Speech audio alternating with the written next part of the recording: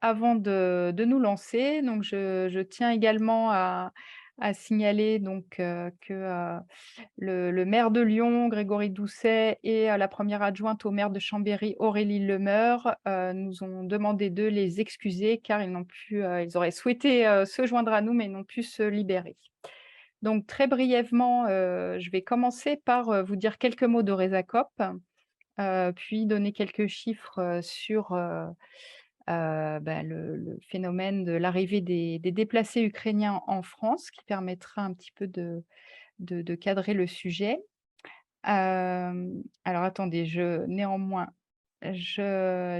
de ne pas perdre de vue la salle d'attente où continue d'arriver des participants et de les inclure au fur et à mesure. Voilà. Je vous partage mon écran. Voilà, avec, ma présentation. Voilà, j'espère que vous la voyez. Alors attendez, moi je ne vous vois plus. Est-ce que vous voyez la présentation ou non? Non, d'accord. On recommence. Voilà. Est-ce que là, ça a fonctionné cette fois-ci?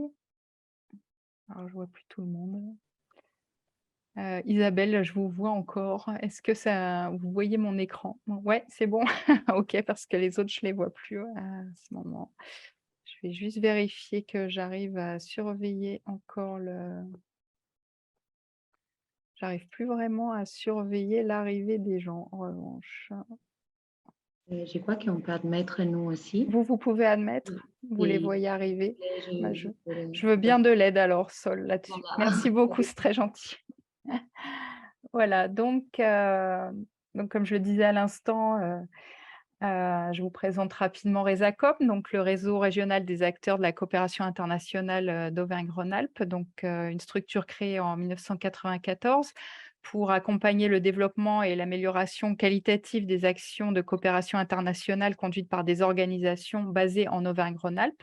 Donc nous sommes soutenus par, le conseil régional, l'État français et plusieurs, collectivités, d'Auvergne-Rhône-Alpes pour, conduire cette mission. Et nous renforçons aussi la mise en réseau et la synergie des acteurs régionaux, notamment en organisant des temps d'échange, et des groupes de travail.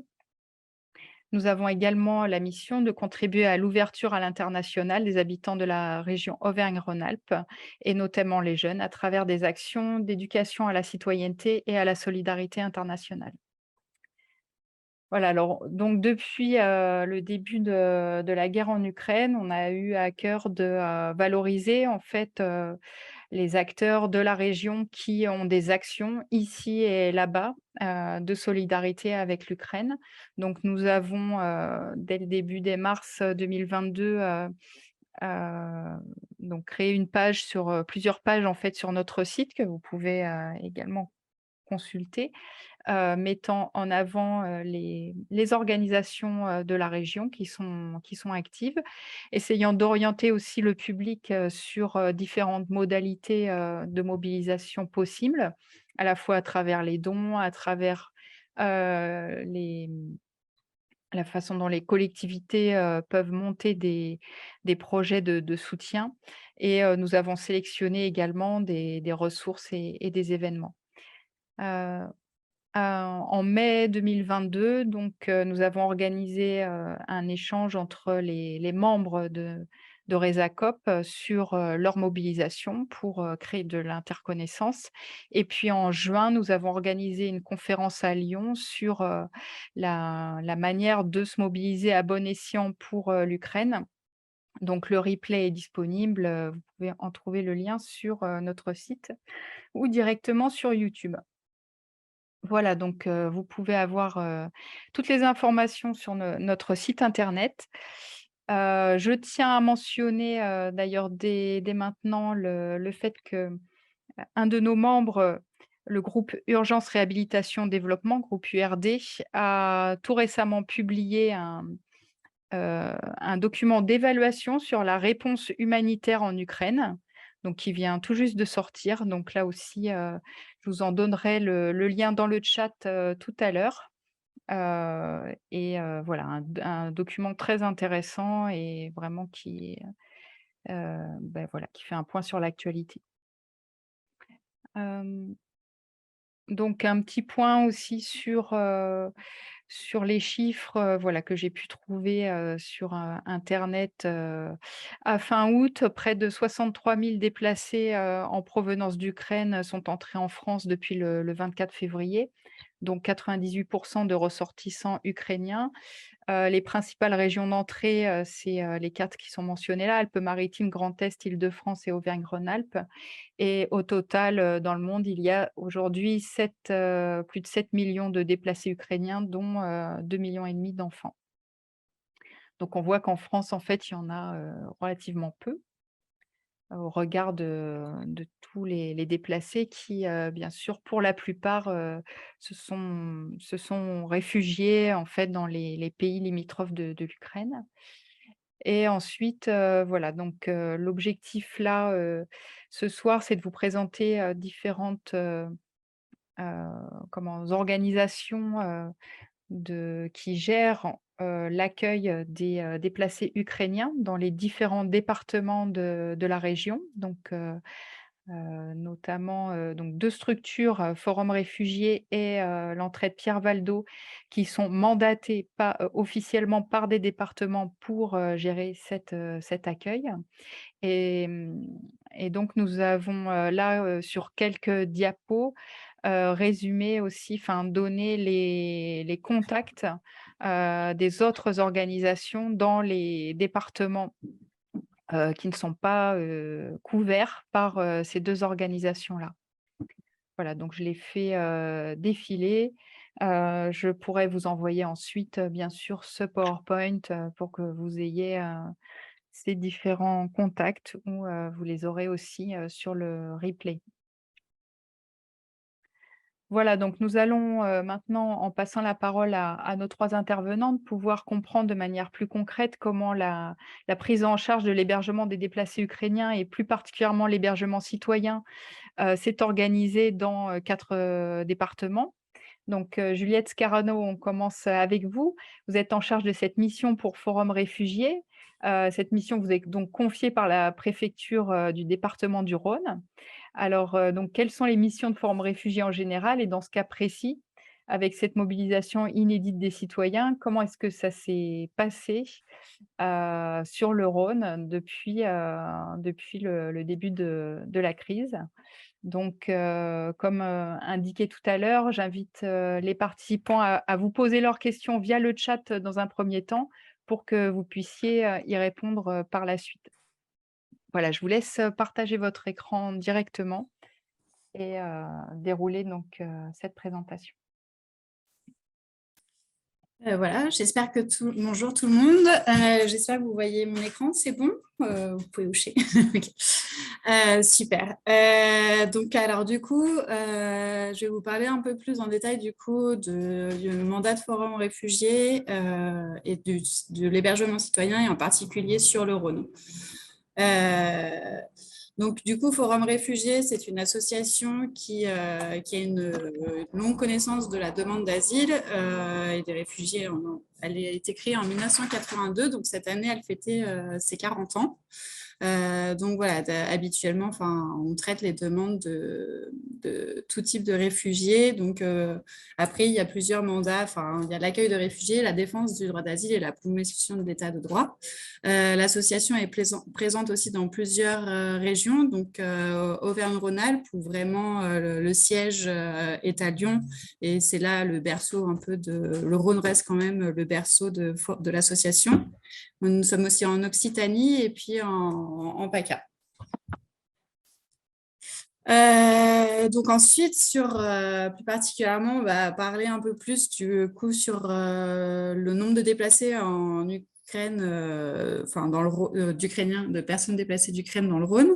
Donc moi, les chiffres que j'avais, c'était plutôt autour de 100 000 déplacés d'Ukraine en France. Après, il y a beaucoup de va-et-vient aussi. Donc, il y a des personnes qui rentrent en Ukraine, d'autres personnes qui rentrent et puis finalement reviennent. Donc, c'est vrai que les chiffres restent quand même à peu près approximatifs. Quand on atteignait les 100 000, c'était les personnes qui avaient fait la demande de la protection temporaire. Donc, parfois, des personnes l'ont fait d'abord une protection temporaire en France et ensuite aussi ont décidé d'aller dans d'autres pays d'Europe.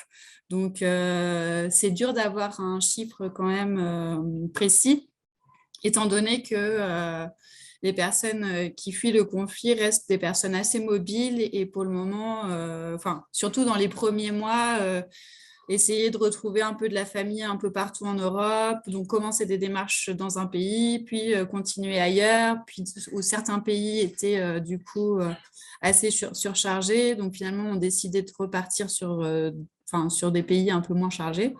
Donc ça explique un peu peut-être aussi cette différence de chiffres.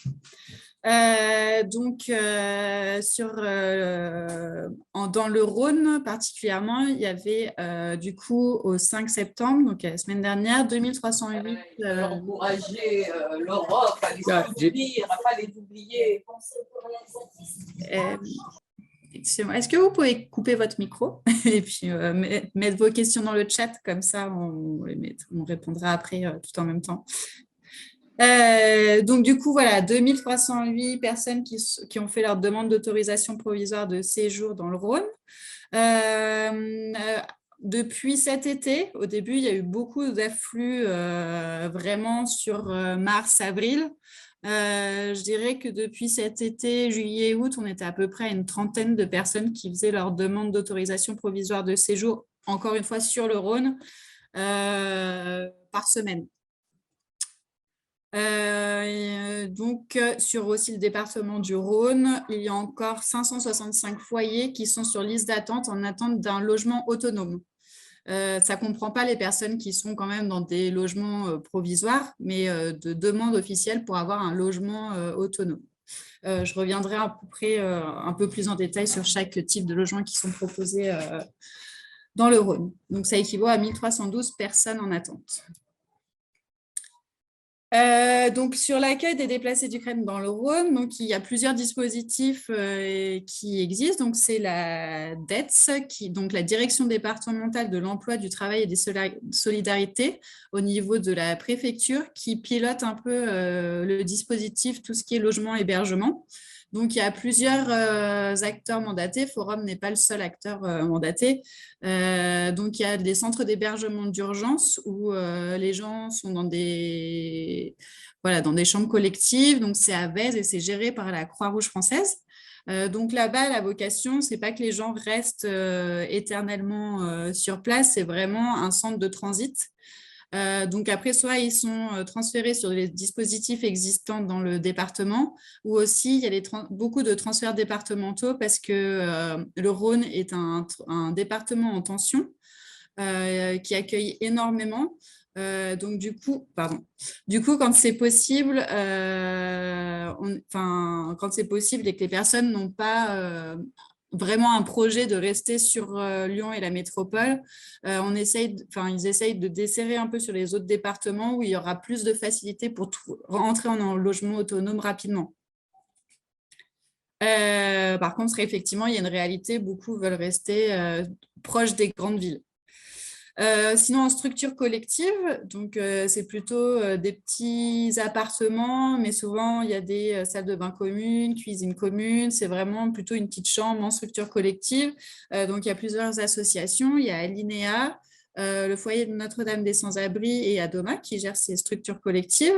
Ensuite, il y a l'intermédiation locative. L'intermédiation locative, c'est en fait soit des bailleurs, soit des particuliers qui en fait propose un appartement et du coup, une association sera locataire de cet appartement et ensuite, du coup, ça sera le lien entre le propriétaire, c'est l'association qui est en lien avec le propriétaire, mais par contre, du coup, il y a des sous-locataires et c'est du coup des personnes déplacées d'Ukraine.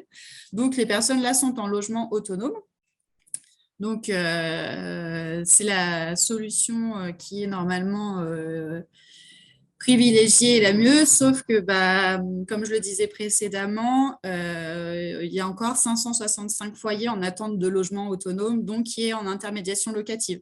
Les déplacés d'Ukraine dans le Rhône n'ont pas accès aux logements sociaux, parce que du coup, le but, c'est aussi de ne pas interférer avec les dispositifs de droit commun.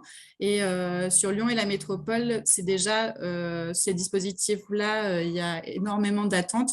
Donc, le but, c'est de ne pas surcharger ces dispositifs et mettre encore en plus grande précarité et en concurrence les publics. Donc, voilà. C'est Habitat et Humanisme qui a un grand parc, le plus grand parc immobilier. Sinon, il y a l'association Solia, Alinéa, l'Entraide protestante et puis Forum Réfugiés. Mais pour le coup, nous, c'est plutôt des reprises de prêts de logement qu'on passe après en intermédiation locative pour continuer à laisser ces personnes en appartement, mais tout en permettant aux propriétaires d'avoir quand même un petit revenu lié à cette générosité. Ensuite, il y a aussi l'hébergement citoyen donc conventionné.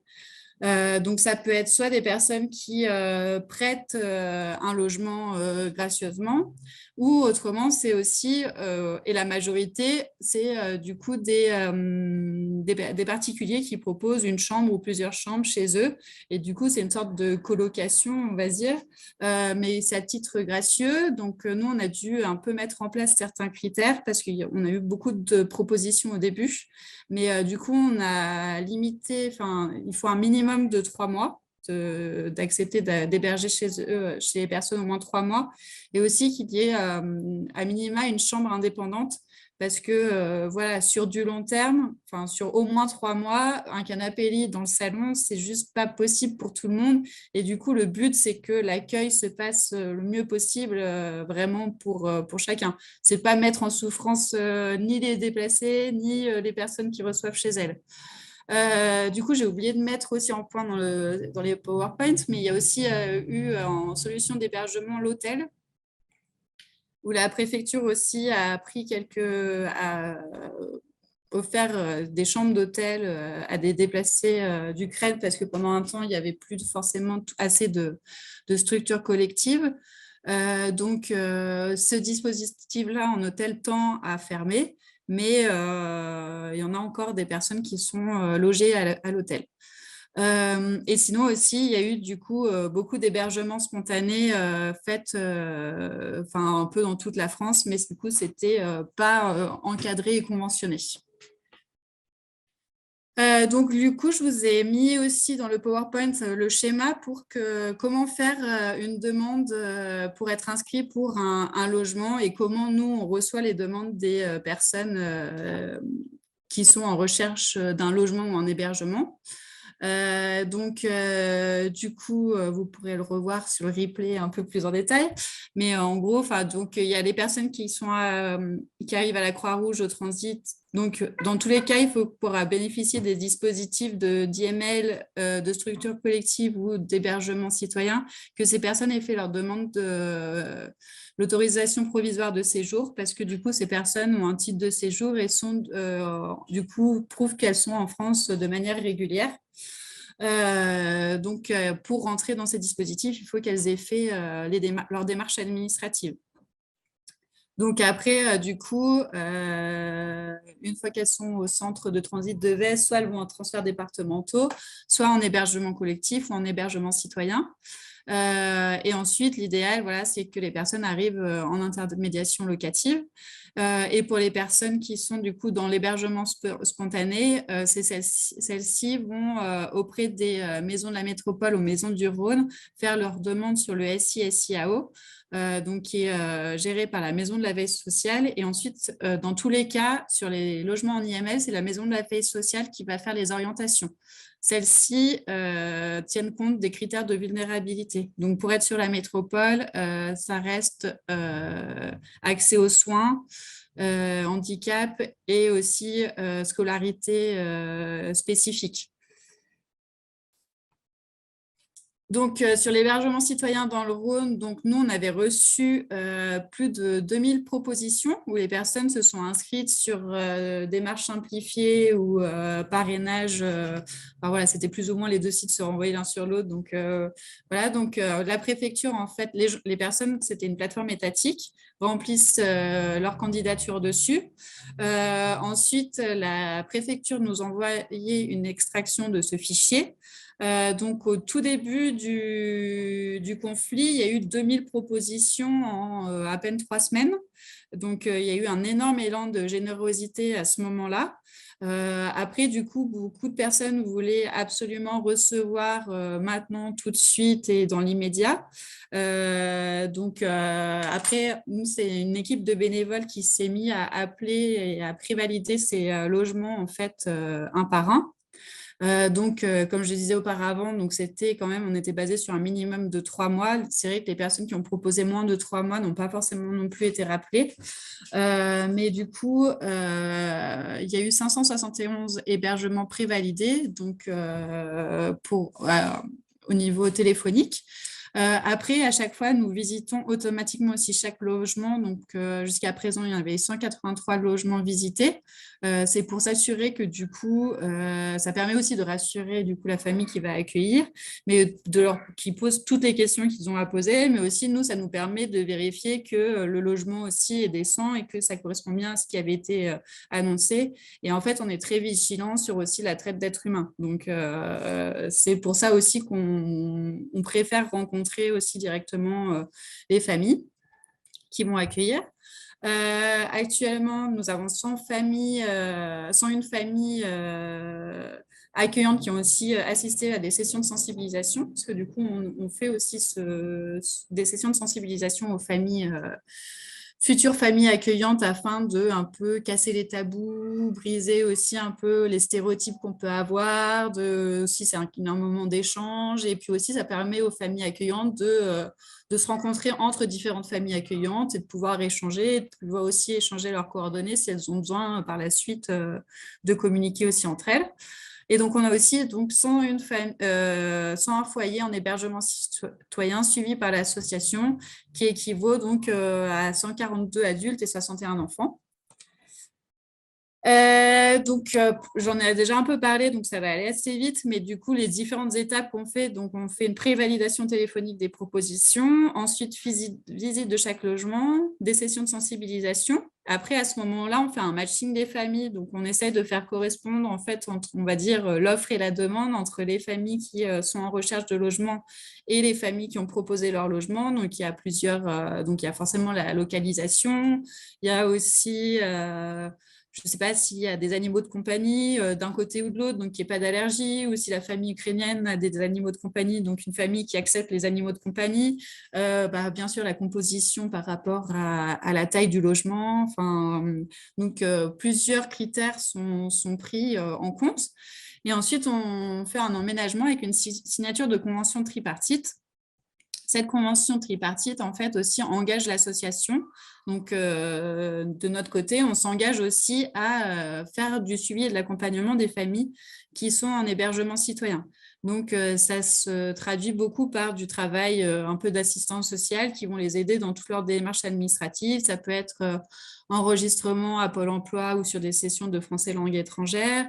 Ça peut être sur les aider avec leurs rendez-vous médicaux quand il y a des besoins spécifiques, inscription à l'école, ouverture de certains droits. En ce moment, on est beaucoup dans le renouvellement de la protection temporaire parce qu'elle était valable de 6 mois. Et du coup, il y en a qui arrivent à l'échéance des 6 mois en septembre. Voilà, du coup, c'est assez vaste et varié. Du coup, ce n'est pas la famille qui accueille chez elle qui doit porter toute cette charge administrative qui peut être parfois aussi lourde et dure pour elle. Donc, du coup, c'est vraiment notre rôle. Et aussi, on propose de la médiation, du coup, entre les familles accueillantes et accueillies en cas de s'il y a des incompréhensions et des problèmes. Et aussi, la convention tripartite permet d'encadrer tout ça et aussi met en place des règles et une charte de cohabitation pour, afin de mettre au plus clair les règles dès le départ, afin que cette cohabitation se passe le mieux possible. Du coup, sur les partenaires dans le Rhône, du coup, c'est la plupart des partenaires avec qui on travaille sur la question du logement et de l'hébergement.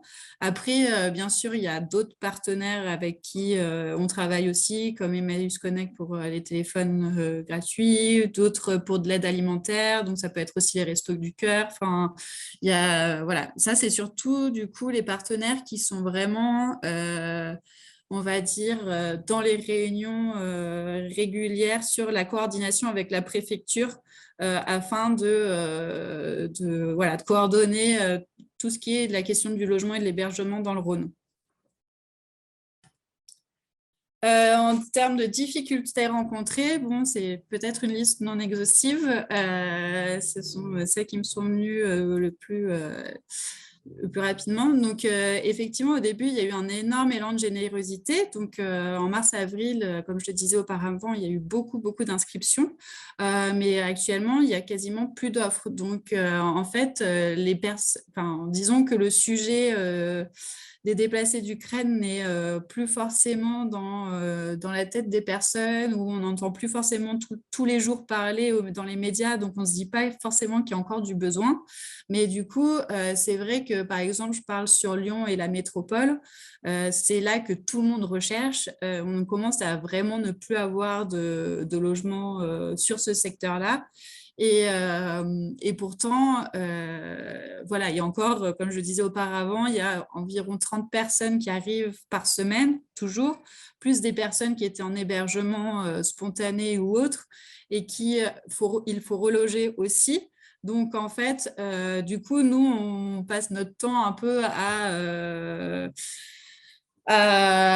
déplacer les personnes, les remettre à un endroit, et pour autant, le parc immobilier ne se renouvelle pas forcément. Donc, du coup, aussi, c'était de dire que, effectivement, on n'entend plus forcément parler du besoin, mais le besoin est réel. Et en fait, il y a eu beaucoup de personnes qui se sont mobilisées au début et qui ont retiré entre-temps ou se sont ravisées entre-temps, ou pensent aussi peut-être qu'il n'y a plus de besoin, mais ce n'est pas le cas.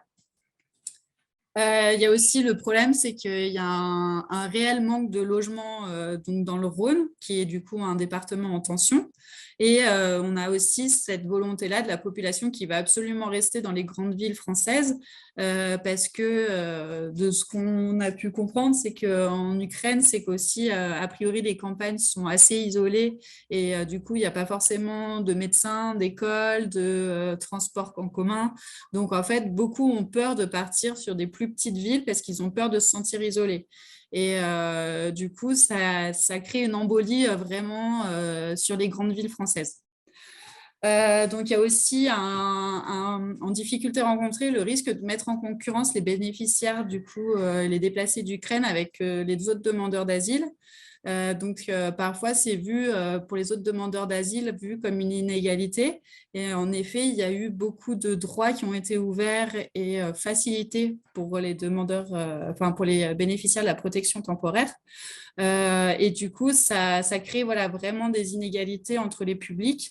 Et donc, on parle beaucoup voilà, des déplacés d'Ukraine, mais il ne faut pas oublier qu'au quotidien, il y a énormément aussi de déplacés, enfin de demandeurs d'asile en France qui viennent et qui, eux, ont un réel parcours du combattant aussi à exercer chaque jour. Aussi dans les publics en difficulté, donc peu parlent le français. Donc, c'est vrai que dans la recherche d'emploi, on a souvent des propositions d'emploi, mais c'est difficile du coup de leur proposer derrière et l'employeur ne pense pas toujours à ça parce que peu parlent français. Et donc, c'est difficile pour eux d'accéder à cet emploi et du coup d'aller vers l'autonomie. Et de trouver, on va dire, un logement par eux-mêmes, un travail, d'avoir des conditions dignes rapidement. Et puis, voilà, une alerte aussi sur l'hiver parce que du coup, il y a les charges qui vont augmenter d'électricité, de fuel, de gaz. Et du coup, on commence déjà aussi à avoir des familles qui commencent à s'inquiéter si elles hébergent chez elles, de voir leurs charges augmenter. Dû à la crise, on va dire, qui va arriver cet hiver. Donc, du coup, peur aussi que cet élan de générosité aussi s'estompe aussi du fait que que ça coûte aussi beaucoup. Donc, il y a une idée de l'État de peut-être donner une rémunération aux familles accueillantes, mais qui sont conventionnées par les associations mandatées. C'est dans les tuyaux. Pour le moment, on n'a pas encore plus d'informations que ça. Donc voilà. Et du coup, recommandations, donc, comme dit auparavant, une très grande solidarité s'est mise en place au début, mais l'urgence a fait que les actions ont précédé la coordination, donc ce qui a amené à une multiplicité des acteurs, à faire souvent du travail en doublon, des familles qui sont un peu allées dans tous les sens, donc qui ont été gérées par multiples acteurs.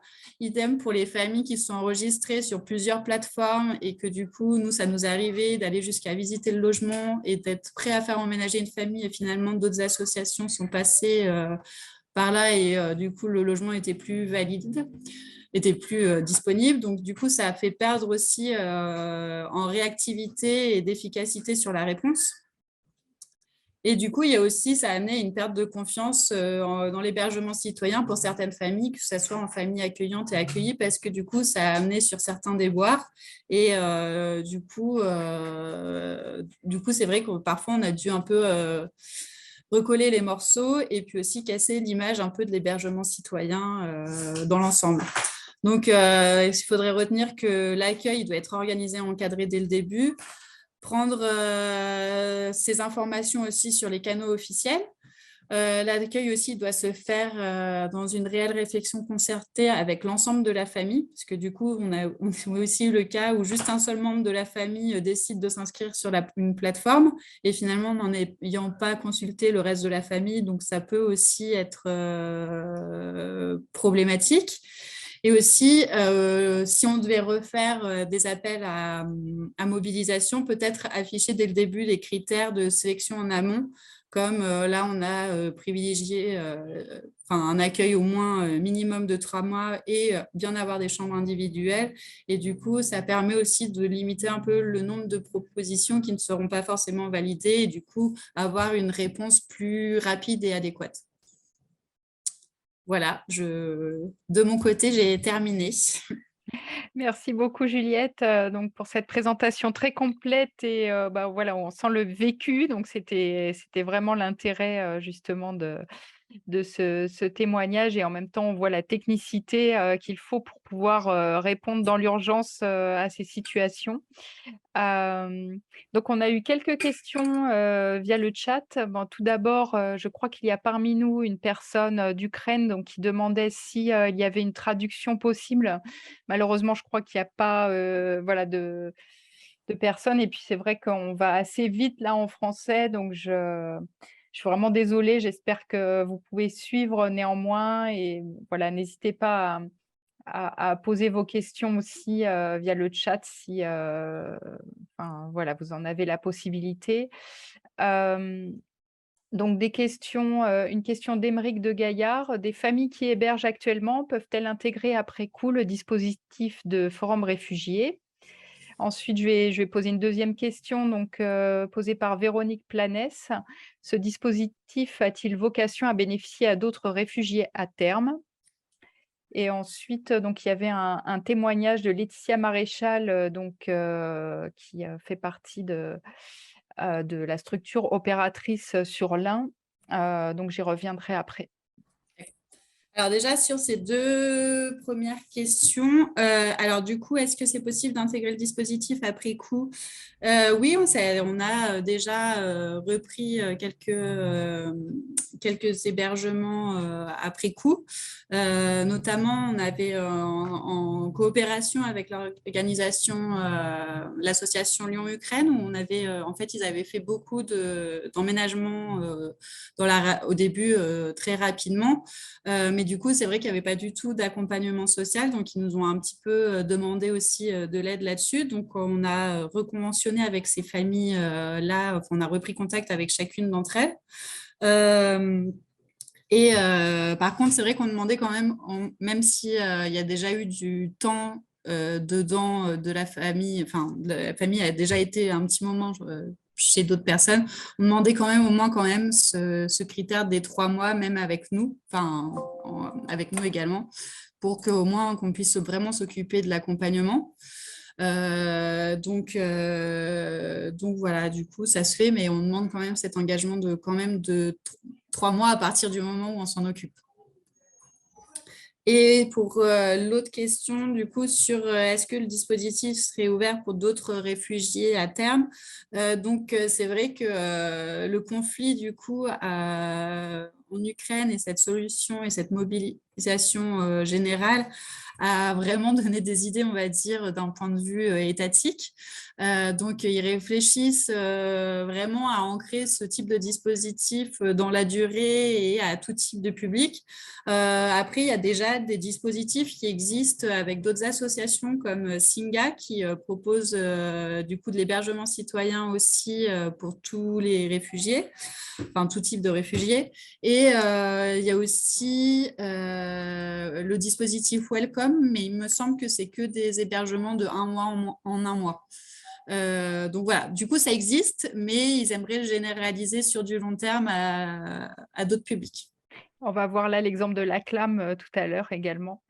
Voilà. Qui, qui s'adresse voilà, à des migrants de différentes origines. Il y a d'autres questions. Donc, comme je l'ai dit, Laetitia Maréchal qui témoigne un peu des mêmes difficultés dans l'Ain et dans le pays de Gex et sur les secteurs frontaliers au Rhône. Elle mentionne aussi que la baisse de l'ADA est également inquiétante. Voilà, peut-être que madame Maréchal, je vous proposerai d'intervenir tout à l'heure quand en termes de témoignages, vous pourrez détailler également votre expérience. Et puis donc Jeanne Huguet de la nef de l'Ardèche demande si vous pourriez détailler la composition de votre équipe, peut-être pour savoir un peu à combien vous faites toutes ces choses et comment c'est organisé. Oui, alors du coup, on est une équipe pour le moment de 5 personnes. Il y a 4 chargés d'accompagnement et moi qui suis chef de mission. Du coup, on risque d'étoffer l'équipe parce qu'on essaie de maintenir un équilibre d'une cinquantaine de suivi par chargé d'accompagnement pour que le travail et l'accompagnement social se fassent au mieux. Du coup, voilà, chacun d'entre eux commence à atteindre son maximum. Donc, on devrait s'élargir au moins avec une 6e personne. Et puis aussi, on avait fait un petit pool de bénévoles qui nous aident à faire la prévalidation téléphonique et puis aussi, aussi la validation des logements. Merci beaucoup, Juliette. Donc, est-ce que vous pouvez cesser le partage de votre écran pour permettre, Oui. voilà, à Isabelle de poursuivre? Donc, Isabelle Mestre, coordinatrice Ukraine, chef de projet réinstallation et relocalisation pour l'entrée de Pierre Valdo. Donc, cette mission donc, vous a été confiée par les départements de l'Isère, de la Loire et de la Haute-Loire, donc 3 départements assez contrastés. Vous allez nous présenter ça, justement, puisqu'il y a à la fois des situations saturées, des situations un peu plus ouvertes. Donc, voilà, je vous laisse présenter votre expérience de cet accompagnement. Merci beaucoup, Jocelyne. Bonsoir à tous. Alors, je représente ce soir l'association Entraide Pierre Valdo, que je vais vous présenter juste en 2 mots avant de vous parler un peu plus de ce qu'on a pu développer sur les dispositifs liés à la réponse à la crise ukrainienne depuis maintenant presque 6 mois, plus de 6 mois maintenant. L'association Entraide Pierre Valdo, c'est une association qui gère depuis plus de 47 ans des nombreux établissements et des activités dans le champ de l'accueil, l'hébergement, l'accompagnement et l'insertion sociale ainsi que professionnelle à destination des publics migrants, demandeurs d'asile et bénéficiaires de la protection internationale, aussi en faveur de l'inclusion, du logement, de l'hébergement des personnes en situation de précarité et au bénéfice de l'enfance sur des activités autant d'accès aux loisirs que des activités de protection de l'enfance généralistes, mais aussi en lien avec plus spécifiquement adressées aux mineurs non accompagnés. Donc, l'entraide Tir-Val d'Eau, c'est une structure qui intervient sur 8 départements en Auvergne-Rhône-Alpes, donc qui sont le Rhône, la Loire, la Haute-Loire, l'Ardèche et l'Isère, en PACA dans le Vaucluse et les Bouches-du-Rhône, et aussi en Occitanie dans le département du Gard.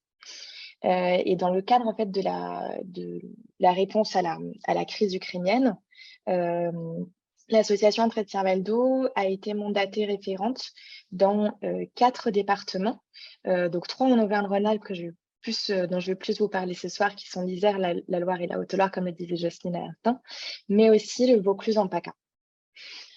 Donc, je vais essayer de ne pas être trop redondante par rapport à ce qui a pu être déjà mentionné d'une part par Jocelyne et puis ensuite par Juliette aussi, puisqu'effectivement, il y a certaines choses qui sont en commun. Ce que je peux dire, c'est qu'effectivement, on est sur 3 situations assez différentes pour Auvergne-Rhône-Alpes, avec l'Isère qui est un département qui, depuis le début, accueille de manière assez conséquente, puisqu'on est sur une proportionnalité qui est quasiment équivalente au Rhône, en fait, si on prend par rapport en fait, à la démographie de base. Donc, avec une estimation environ 1500 le nombre de personnes ukrainiennes sur le département de l'Isère. Dans une légère moindre mesure, on serait à environ 900 personnes dans la Loire et entre 400 et 500 dans la Haute-Loire. Donc, moi, je préfère donner une estimation de ces chiffres parce qu'en fait, la spontanéité de l'accueil a créé aussi une difficulté à avoir un suivi précis du nombre de personnes sur chacun des territoires. D'une part, parce qu'en fait, il y a tout un jeu de calculer les entrées et les sorties, calculer aussi les autorisations provisoires de séjour de manière territoriale, quand on sait qu'en fait, il y a eu beaucoup de déplacements, il y en a encore, organisés ou pas par l'État. Et donc, où en fait, typiquement, dans la Loire, on a une part, on va dire, importante de personnes qui ont eu leur première autorisation de provisoire de séjour dans le Rhône ou dans l'Isère, par exemple. Donc là aussi, en fait, ça fausse toujours un petit peu les estimations qu'on peut se donner, mais ça fait effectivement un chiffre assez important de personnes à accompagner. Et ensuite, à un niveau plus national, alors c'est vrai que nous aussi, ce qui nous a été encore redit récemment, c'est effectivement donc un nombre d'APS autour de 60 000, qui représente un nombre total qui dépasse les 100 000. En tout cas, c'est ce qui avait été mentionné par le préfet Zimet à la rentrée. Et un nombre en fait d'inscriptions scolaires qui est assez similaire à l'année dernière. On serait au niveau national à peu près 17 500 enfants déplacés d'Ukraine, donc qui sont bénéficiaires de la protection temporaire inscrits dans des établissements scolaires, quand on était a priori à 18 600, pardon. Je suis pas douée avec les chiffres, 18 600 personnes, enfants inscrits l'année dernière. Donc, on est en gros sur une volumétrie qui serait à peu près équivalente. Donc, au niveau de l'entraide Tir-Val d'Eau, je vais revenir plus en détail là-dessus, mais on développe dans chacun des départements, on va dire, un mandat distinct en fonction de pour vraiment répondre, on va dire, de manière départementalisée et territorialisée aux besoins des déplacés d'Ukraine. Ce qu'on peut dire, c'est qu'en tout cas, on a hébergé à ce jour plus de 900 personnes et qu'on en accueille actuellement dans nos différents hébergements d'urgence plus de 450. Donc voilà, c'est avec un taux d'occupation moyen, on va dire, qui est de l'ordre de 75%. Donc l'association, elle accompagne au total plus de personnes, puisqu'on en accompagne un peu plus de 1200 sur les 3 départements où on est référent. Donc 450 personnes qui sont accompagnées en Isère, près de 650 dans la Loire et un peu plus d'une centaine dans la Haute-Loire. Donc, c'est les différents dispositifs qui ont été mis en place, en fait, ils sont toujours mis en place pour venir vraiment répondre en fait aux enjeux territoriaux, comme je disais tout à l'heure, et ça a toujours été développé en étroite collaboration avec les services de l'État. L'idée étant de pouvoir à la fois reposer sur les ressources de chaque territoire et en même temps être dans le plus possible, on va dire, dans une répartition aussi territoriale pour éviter des phénomènes de saturation au niveau des capitales de département. Donc, au niveau, je vais vous dérouler en fait un petit peu comment c'est organisé dans les 3 départements. En Isère notamment, c'est essentiellement une mission qui nous a été confiée d'hébergement et de suivi post-hébergement d'urgence. Donc l'idée, ça a été de pouvoir mettre en place en fait 150 places d'hébergement on va dire de courte et de moyenne durée. D'une part sur Grenoble, Alpes Métropole, puis dans le Nord Isère, avec 2 sites sur le Nord Isère, où l'idée c'est de pouvoir en fait là avoir une articulation vers des places de logement, donc soit en intermédiation locative, soit en hébergement citoyen, pour justement venir un peu fluidifier, donc permettre la sortie vers du logement autonome des personnes qui sont accueillies dans les sas d'hébergement. Les sas d'hébergement, ils ont été aussi importants d'une part pour faire un premier diagnostic social des familles. Donc, c'est vrai que la particularité de l'Isère, ça a été que vraiment, les personnes suivies par l'entrée de Pierre Valdo ont fait au moins une ou plusieurs nuits dans un de nos sas d'hébergement d'urgence. Ils ont été vus à ce moment-là par les intervenants sociaux.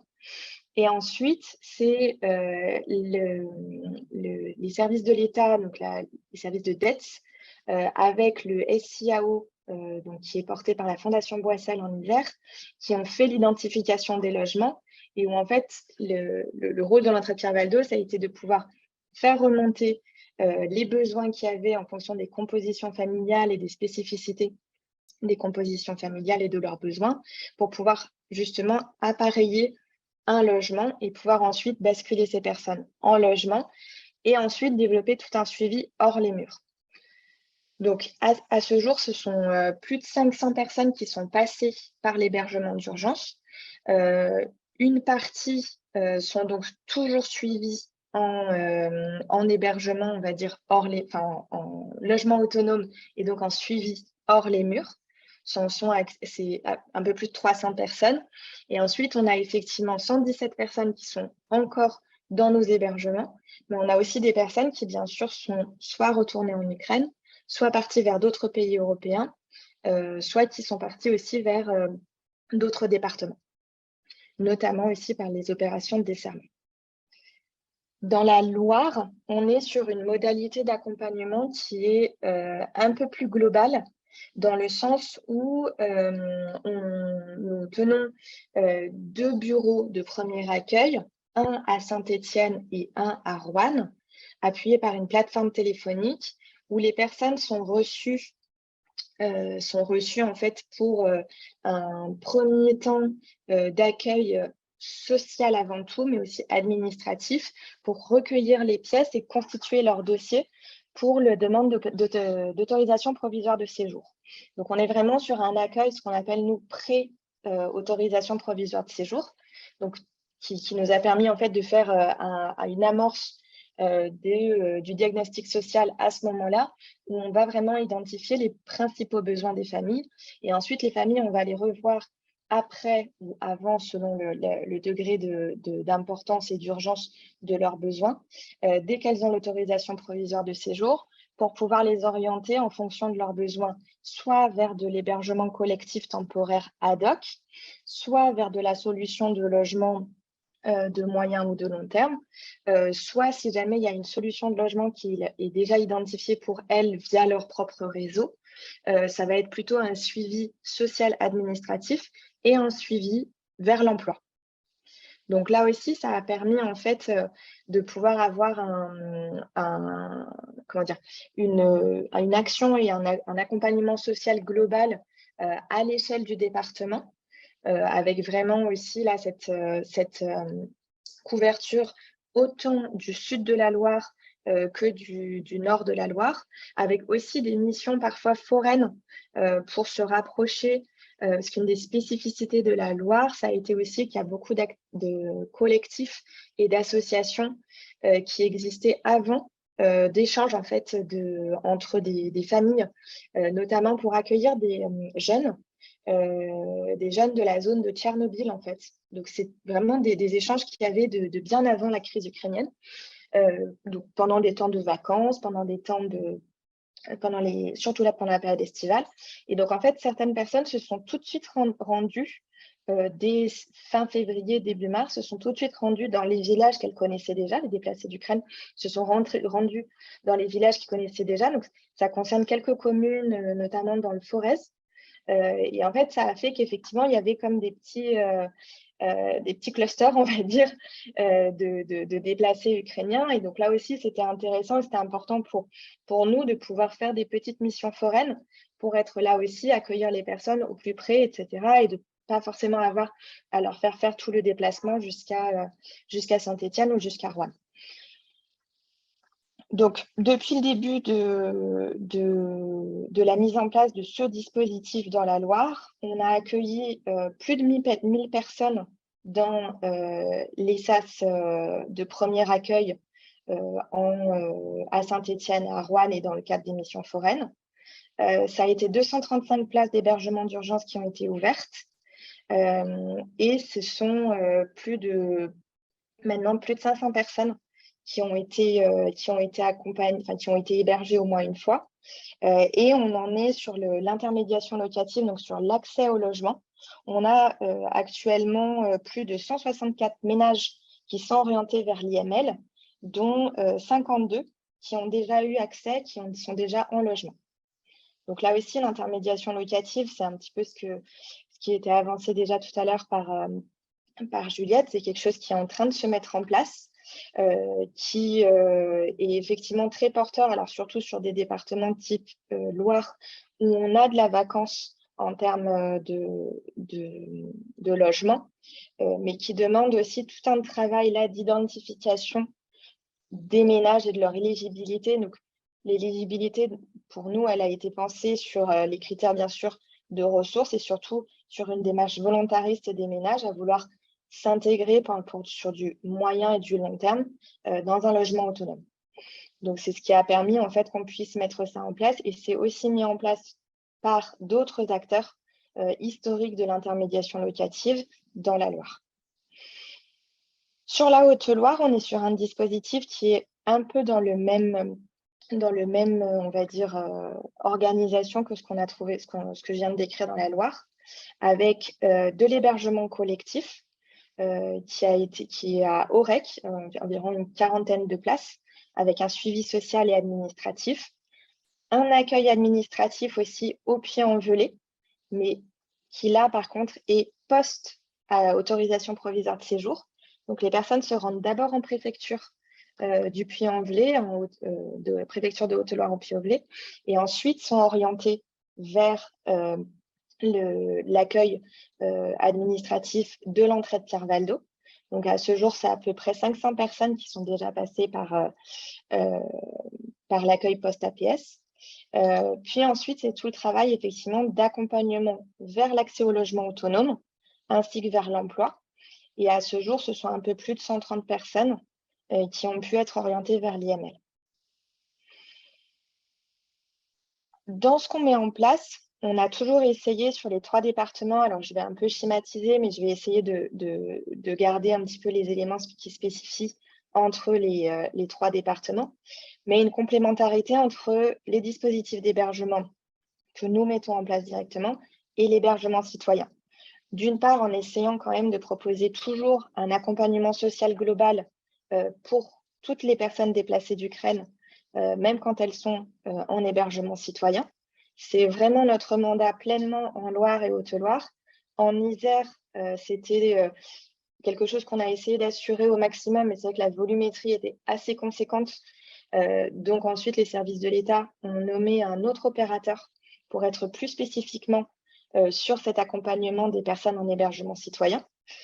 Mais en Isère, c'est aussi l'accompagnement social global hors les murs qui est fait à toutes les personnes qui ont été suivies dans un premier temps par l'entrée de Pierre-Valdo et qui ensuite, en fait, ont été basculer sur du logement social, du logement citoyen sur le département de l'Isère.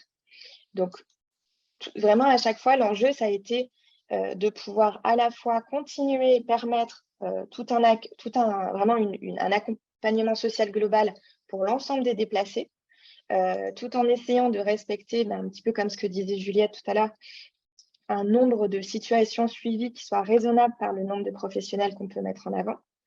Et surtout d'être aussi sur des actions, on va dire, de coordination, notamment avec les bailleurs sociaux, sur tout ce qui est accès à l'intermédiation locative, au logement social, mais aussi avec les CCAS et ensuite avec les employeurs et les groupements d'employeurs pour l'accès à l'emploi.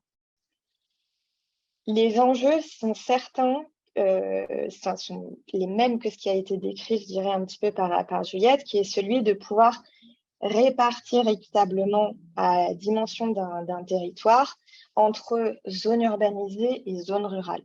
C'est vraiment une difficulté qu'on a de pouvoir rendre attractifs les territoires ruraux aux personnes qu'on accompagne et qu'on accueille. On a quelques personnes qui, du fait de réseaux qu'elles avaient antérieurement à la crise, n'ont pas eu de difficulté à s'insérer dans un premier temps dans ces espaces ruraux. Mais dès qu'ils vont être en recherche de logement et encore plus en recherche d'emploi, ça va être particulièrement difficile.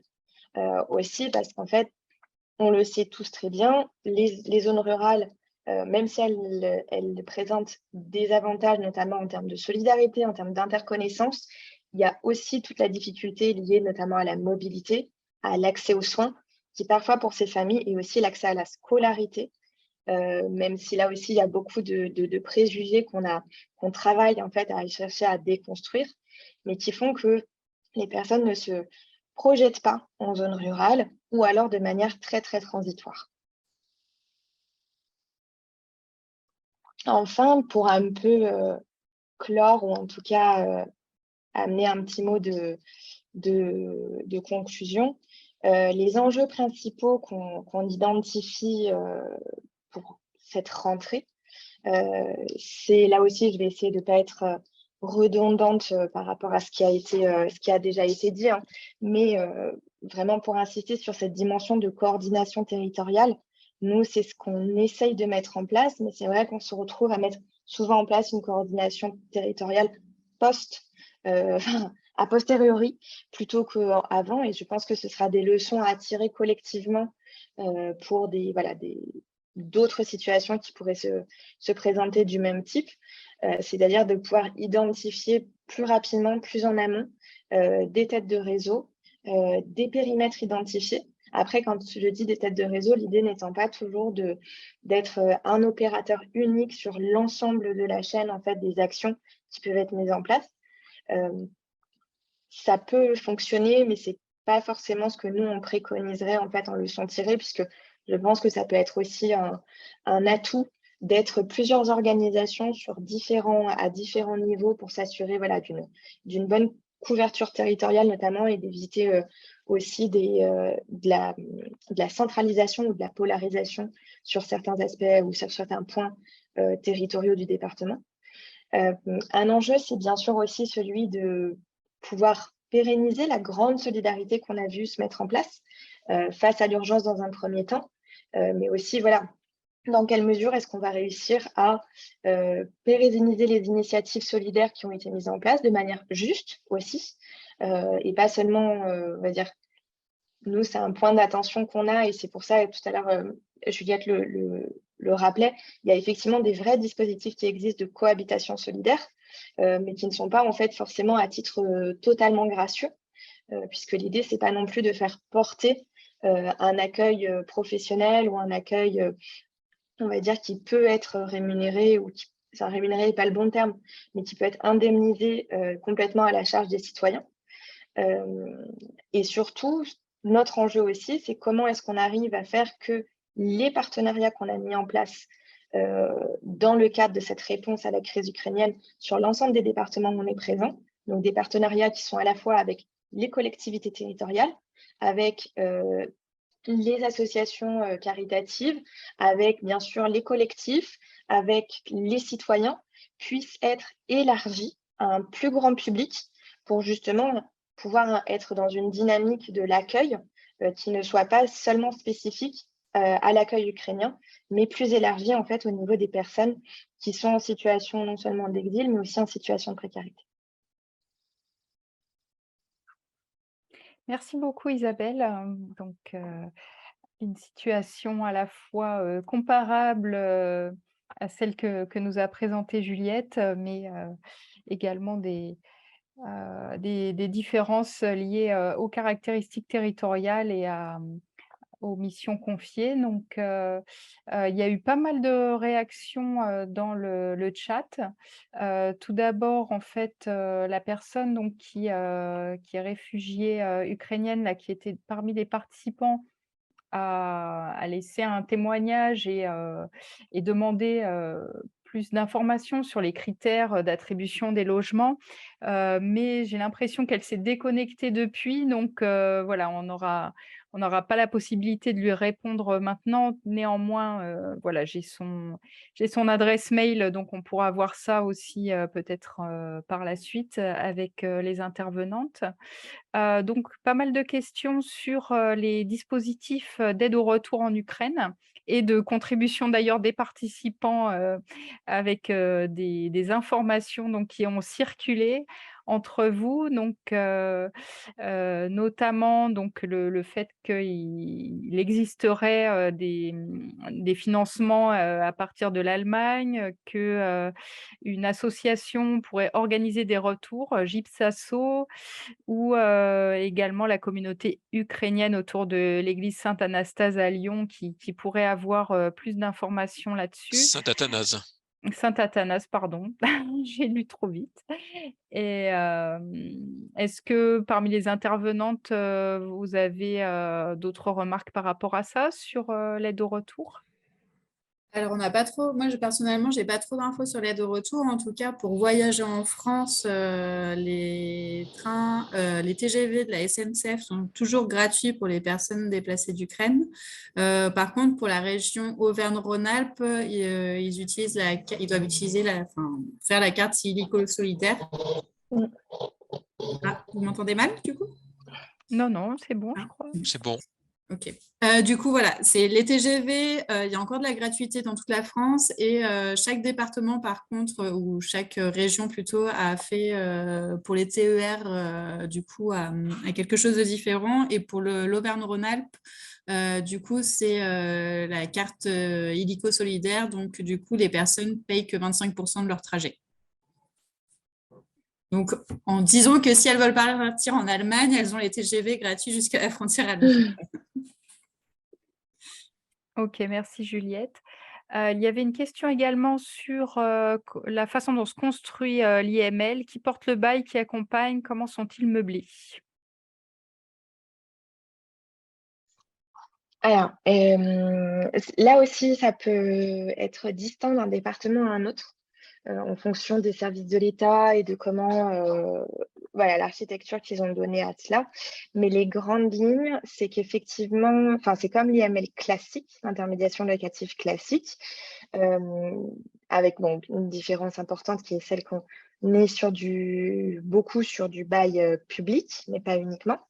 Donc, c'est bien l'association, enfin l'opérateur IML qui prend le bail auprès du bailleur, qu'il soit privé ou qu'il soit public, et qui ensuite fait un contrat de sous-location et un contrat d'accompagnement au ménage qui va occuper le logement. Donc, on est bien sur un fonctionnement à tiroir, si je puis dire. Et je crois que s'il y avait plusieurs questions pour la dernière, quelle est la... Qui porte le bail, qui accompagne? Donc, qui porte le bail, c'est l'opérateur IML. Qui accompagne, c'est l'opérateur IML. Et sur la question de l'ameublement, nous, en tout cas, dans les départements où on est référent, l'ameublement est aussi à la charge de l'opérateur IML, ce qui là, par contre, est une distinction par rapport à l'IML classique, où normalement, dans l'IML classique, en tout cas, ce sont les ménages qui sont accompagnés, qui sont sous-locataires, qui amènent leurs meubles. Mais là, ce qui avait été expliqué à un niveau plus national, c'est du fait que voilà, les personnes sont arrivées avec très peu de biens et ont des ressources limitées. Il a été demandé aux opérateurs IML, en tout cas sur les départements où on est, c'est ce qui a été confirmé, de pouvoir être en capacité de faire l'ameublement pour les logements. Donc ensuite, sur l'ameublement, ça fait partie justement des partenariats que nous, par exemple, on a mis en avant, en particulier avec Emmaüs, mais aussi Brico Dépôt sur du don, aussi du don via le groupe United Bee, etc. Donc, beaucoup de mécénat qui a pu être justement mis en place via, il y avait Action Logement aussi, qui s'est mobilisé sur cette question-là. OK, merci beaucoup. Ça permet de voir un peu l'étendue de la mobilisation également du côté d'entreprise, c'est assez intéressant. Il y avait une question, sur, les cours, de français langue étrangère pour savoir, voilà, il y a cette problématique en milieu rural également. Est-ce qu'il y a des dispositifs, particuliers par rapport à ça?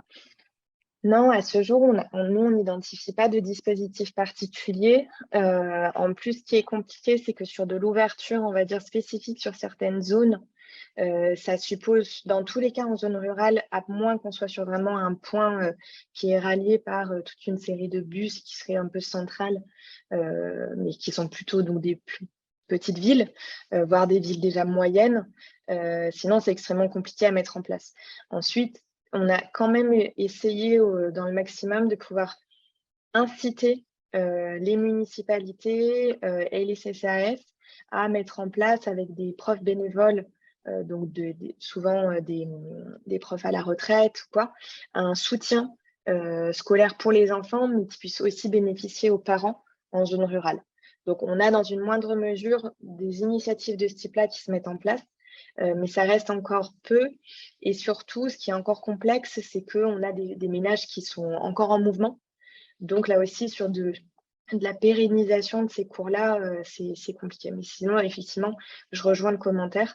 Les cours FLE sont pour le moment essentiellement sur les principaux points urbains. OK, merci. Je vois qu'il y a de nouvelles questions, mais j'aimerais, tout d'abord passer la parole à Sol, puisque l'heure tourne, mais nous pourrons y revenir dans la partie, des échanges plus ouverts, notamment donc une dernière question là sur, l'aspect santé. Hem, donc Sol, avec votre organisation, la CLAM, là on sort des schémas officiels. Voilà, puisque, on n'est plus dans le cadre des missions confiées par les préfectures de département, mais voilà, donc au cœur quand même de notre sujet, l'hébergement citoyen avec un modèle, alternatif, on va dire, de mobilisation citoyenne collective. Je pense qu'il y a beaucoup d'aspects qui ont été évoqués sur lesquels vous aurez des choses à dire, donc je vous laisse la parole. Je vous laisse partager votre écran parce que je crois que vous avez une présentation. Merci beaucoup, Jocelyne. Et du coup, oui, je vais partager mon écran.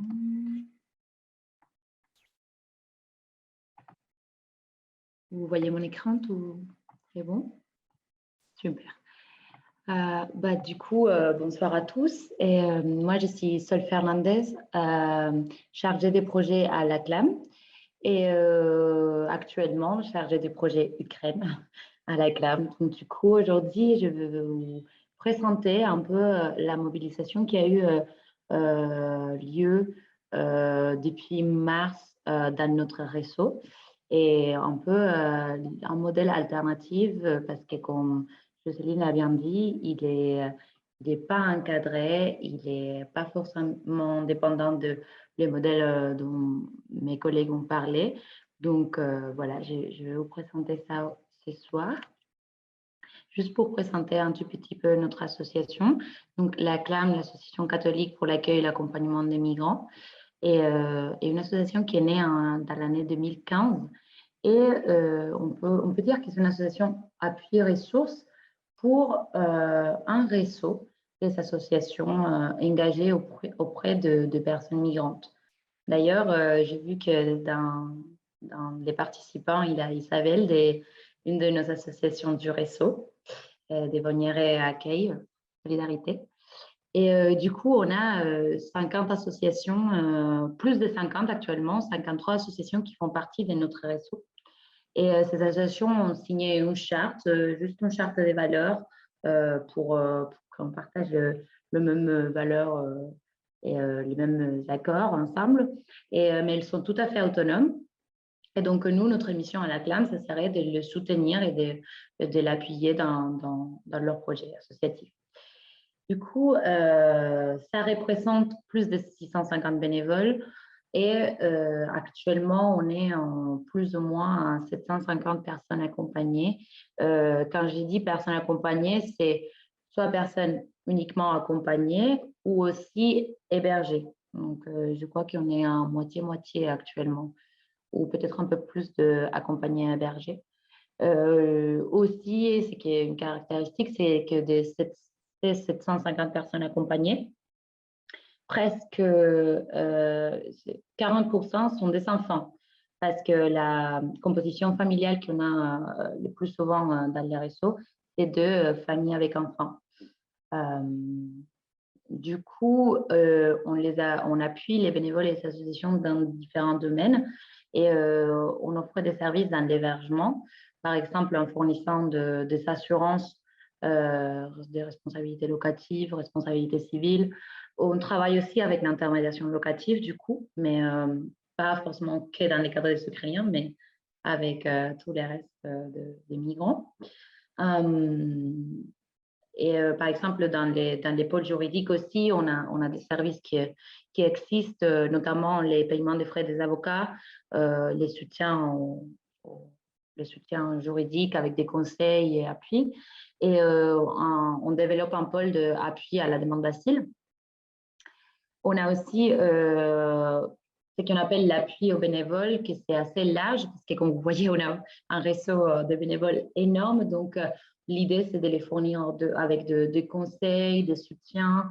On va organiser des rencontres pour échanger sur de différents sujets, pour continuer à former de manière un peu informelle les personnes qui accompagnent les personnes migrantes. Il peut y avoir aussi des soutiens financiers.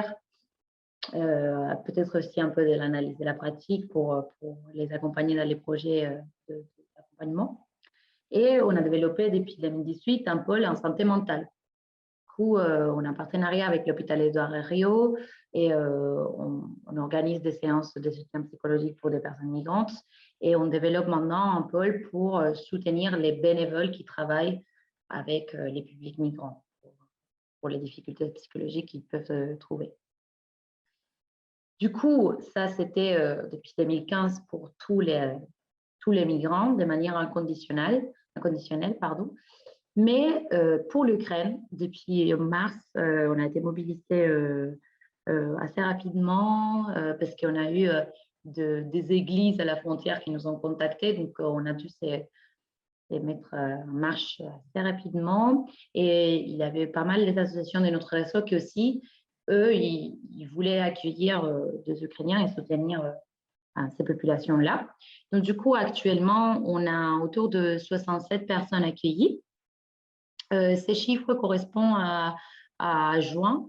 Je suis en train de recenser les nouvelles chiffres pour la rentrée parce qu'on sait qu'il y a des personnes qui sont rentrées, mais on sait qu'il y a aussi des personnes qui sont arrivées en France pour rejoindre les familles. Ça correspond un peu aussi à ce qui disaient mes collègues. Donc, du coup, on pense que ça va être un peu équilibré quand même avec les chiffres de l'été. Il y a plus de 25 bénévoles qui se sont mobilisés que pour accueillir des Ukrainiens, plus des nouvelles bénévoles qui sont arrivées dans les associations de manière spontanée pour pouvoir aider. Et peut-être une des caractéristiques aussi de ce type d'accueil, c'est qu'elle s'est faite dans des logements autonomes ou semi-autonomes. Donc, semi-autonome, ça serait des maisons, par exemple, annexes à des maisons des autres personnes. Donc, ils ne sont pas connectés, mais c'est toujours chez l'habitant. Donc, c'est pour ça qu'on l'appelle semi-autonome. Et la particularité la plus importante, c'est que plus de 60% se situent dans des zones semi-rurales. Donc, banlieues et même dans des zones rurales. D'ailleurs, je vais vous montrer la carte que j'ai préparée. Vous pouvez voir ici un peu la distribution des associations qui accueillent actuellement des Ukrainiens. Donc, vous voyez bien qu'elles sont assez éloignées des Lyon. On a juste 2 actuellement. Et les points verts, ça serait des associations qui soutiennent des familles ukrainiennes accueillies chez l'habitant. Donc, je les ai mis parce que, bien sûr, c'est un accompagnement aussi de proximité, mais ce n'est pas qu'ils les hébergent. Tout le reste, c'est d'hébergement autonome. Du coup, quel modèle d'accompagnement on a s'est développé un peu dans les réseaux? C'est celui-là qui existait un peu de base avant l'arrivée des Ukrainiens. Donc, on a juste adapté, les associations se sont juste adaptées un peu avec les moyens qu'elles avaient et les connaissances qu'elles avaient. Donc, du coup, la base, c'est qu'il va y avoir un logement autonome. La question des logements autonomes, c'est posé de comment les associations arrivent à l'avoir, d'où viennent ces types de logements. Donc, il y a plusieurs options. Il en a eu des logements mis à disposition par des particuliers. Ils ont juste décidé de mettre à disposition un logement qu'ils avaient vide de manière gratuite. Mais aussi, il a eu des mises à disposition des logements avec besoin d'un financement. Donc, pour ça, les associations, souvent, elles s'écotisent. Donc, les bénévoles, les membres, les adhérents, ils payent une cotisation. Et donc, ça permet de payer un loyer à un prix solidaire. Il y a aussi des mairies qui ont contacté les associations pour proposer des logements autonomes. Donc, du coup, c'était la mairie qui a dit on vous laisse ces logements et vous faites l'accompagnement de la famille qui sera dedans. Et bien sûr, il y a eu aussi des fois des portes d'entrée à travers des bailleurs privés. Et en fait, ce qui a permis peut-être de rentrer par ces portes-là, c'était qu'il avait des associations derrière qui s'est porté garant et qui c'est l'accompagnement. Donc, un peu en milieu de l'intermédiation locative et voilà, et l'accompagnement bénévole. Donc, après, il y aura un accompagnement qu'on appelle fraternel par des bénévoles, donc un accompagnement des proximités. Les bénévoles, souvent, ils adoptent un modèle des référents. Donc, il va y avoir des référents pour les familles et donc, ils vont s'en charger un peu de que tous les besoins pour que la famille soit intégrée, soit bien accueillie, soit couverte. Et ils vont l'accompagner jusqu'à que petit à petit, la famille devienne autonome. On aura aussi l'appui de la CLAM. Donc, nous, on est là à l'écoute des besoins des bénévoles du réseau. Et l'idée, c'est qu'on va développer des services qui vont les soutenir. On avait déjà des services de base, comme je vous ai expliqué avant, mais pour les Ukrainiens, on a dû s'adapter. Et donc, tout de suite, on a dû surtout se concentrer sur recueillir l'information et avoir les informations qui au début étaient un peu complexes à avoir et les partager auprès du réseau. Donc, on a fait beaucoup de points d'information, des newsletters spécialisés, des fiches de récapitulatives, tout ça. On est allé rencontrer les partenaires qui étaient involucrés dans l'accueil des Ukrainiens. On a vu la Croix-Rouge, on a vu pour réfugiés, la préfecture, hein, et on a pu aussi informer de ça au réseau. Et on a mis en place des groupes de soutien psychologique que pour des personnes ukrainiennes. Donc, du coup, cette fois-ci, il y avait des traducteurs qui traduisaient, des psychologues, des psychiatres, tout, pour animer des séances en groupe, du coup, pour que ces personnes puissent soulager leurs symptômes psychologiques parce qu'ils étaient en grande détresse. Et bien sûr, il y a la collaboration avec les autres acteurs. Comme je vous ai dit, les associations travaillent en étroite collaboration des mairies souvent ou avec des assistants sociaux du secteur. Donc, il y a aussi des collaborations avec des autres associations. Donc, du coup, c'est une partie assez importante. Et j'avais mis à côté de tous ces modèles, il a eu des bons réflexes qui, depuis 2015, se sont développés. Et là, pour l'accueil des Ukrainiens, se sont tout de suite mis en place. Mais je pense qu'il y en a quelques-uns qui ont déjà été dit, c'est de donner un cadre à l'accompagnement. Nous, on le fait à travers une charte, souvent, et c'est de pouvoir mettre les conditions d'accueil, la durée, les responsabilités de chacun. Comme ça, les deux parties sont rassurées et tout est clair. Et il n'y a pas de surprise à la fin, vu qu'en plus, c'est des mouvements un peu spontanés et des citoyens et tout ça. C'est mieux d'avoir un cadre comme ça. Et il n'y a pas de surprise, mais ça, ils l'ont dit très bien mes deux collègues avant. N'est pas restée toute seule dans les projets d'accueil. C'est pour ça que la CLAM existe et c'est pour ça qu'on est là. L'idée, c'est que plus ils sont soutenus, plus ils vont se sentir bien et l'accueil va se passer de la meilleure manière possible. Et du coup, en fait, ça va très en lien avec les suivants réflexes. Du coup, les associations du réseau de la CLAM, souvent, elles se projettent dans la durée. Donc, même pour les Ukrainiens, tout de suite, les associations ont vu que ça pouvait durer longtemps. Et donc, du coup, ils se sont projetés dans la durée et ils ont mis en place des dispositifs et des moyens un peu pour que ça dure sur les longs termes. Voilà.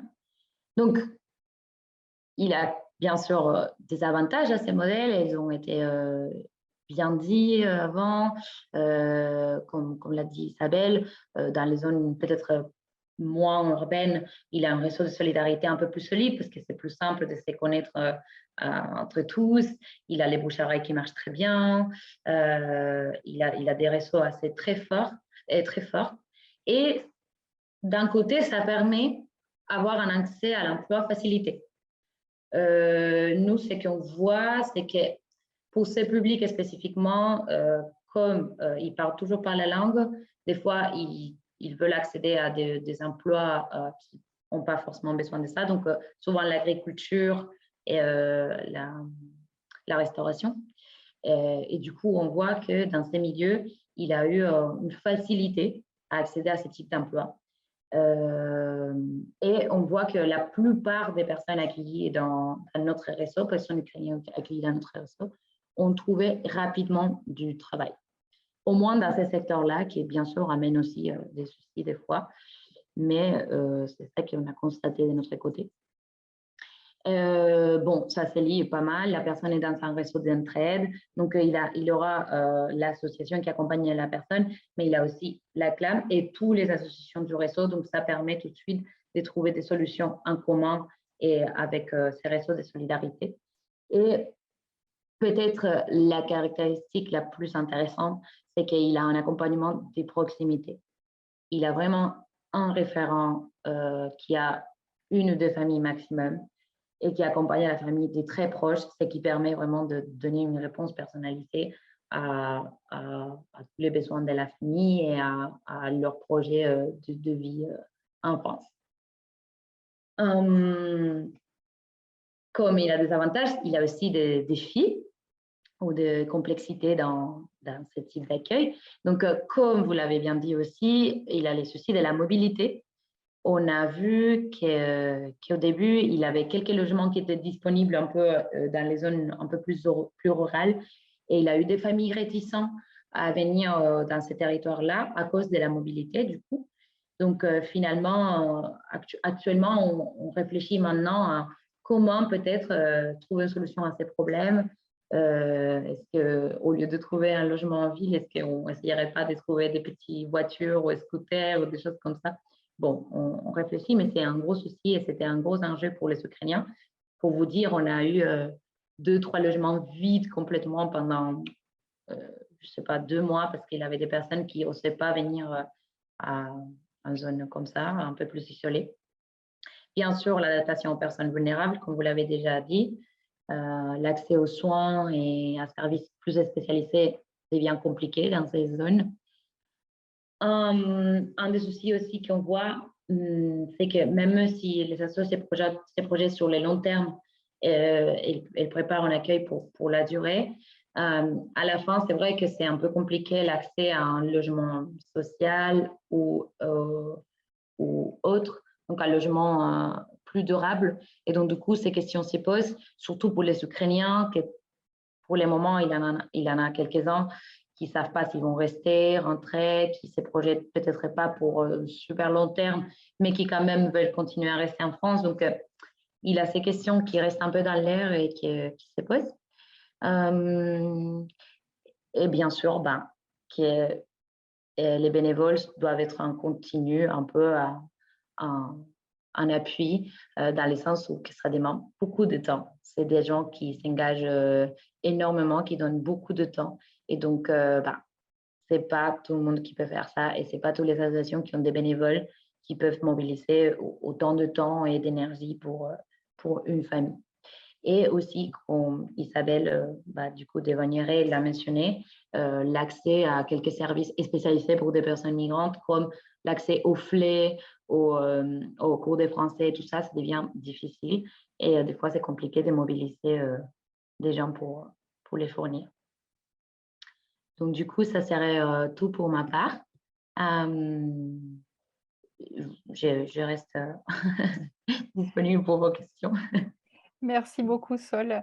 Moi je retiens aussi, bah, le fait que, grâce à ce cadre aussi, vous avez, là des personnes qui, voilà, s'impliquent, des nouvelles personnes qui ont rejoint, les associations existantes et ça c'est assez intéressant quand on voit, bah, dans pas mal d'associations, plutôt une décroissance, du bénévolat ou de l'implication, voilà, de savoir que de votre côté, il y a eu, aussi, et bien, avec cette crise, une revitalisation aussi de certaines associations.